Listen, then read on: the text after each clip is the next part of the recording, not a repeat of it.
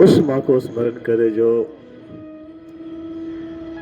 2 से 3 किलो का भार लेकर 9 माह पेट में सारे कर्मों को करती है, सबको खिलाती पिलाती,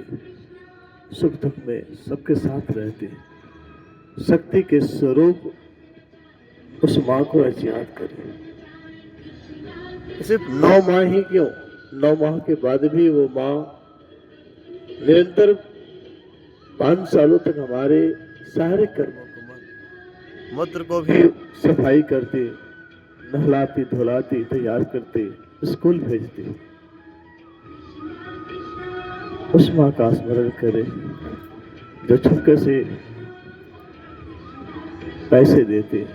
उस माँ को याद करें जो बार बार कहती एक रोटी और खा ले, तो एक रोटी और खा ले।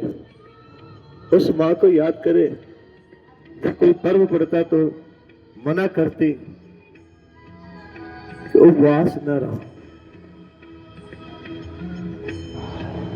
मैं तेरे लिए उपवास रह जाती हूँ, तू नहीं, तू भोजन कर। उस माँ को याद करे जो माँ चाहती है कि हमारी बेटियां, हमारे बेटे बड़ा होकर के जगत में कुछ काम करे, कुछ नाम करे, किसी दूसरे घर में जाए तो मेरे कुल को बचा के रखे। उस माँ को स्मरण करें जिस माँ ने हमें उंगली पकड़ के चलना सिखाया, उस माँ को स्मरण करें।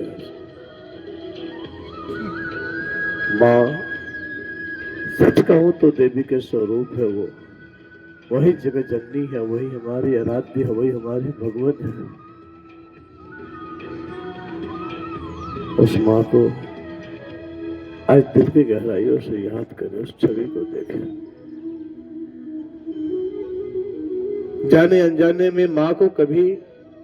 आपने अशब्द बोल दिया हो, डांट लगा दी हो, तो आज भगवान को साक्षी मान करके, इस धरती को साक्षी मान करके,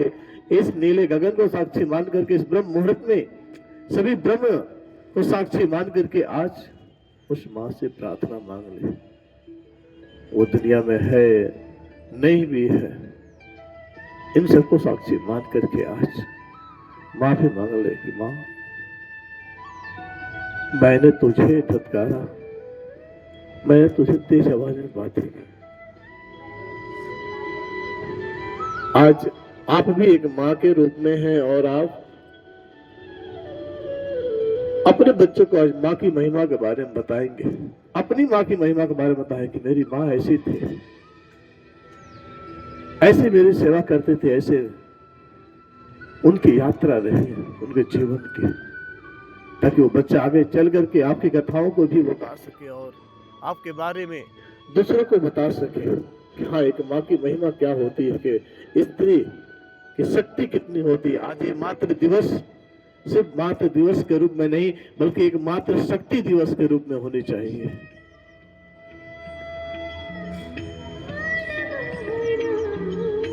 सभी अपने आचार्य चक्र को ही ध्यान करते हैं, स्मरण करते जाए, प्रार्थना करते जाए, उस माँ के लिए कल्याणकारी प्रार्थना करें, मंगल की प्रार्थना करें, मेरी माता का मंगल हो, प्रभु की कृपा हो उस पर।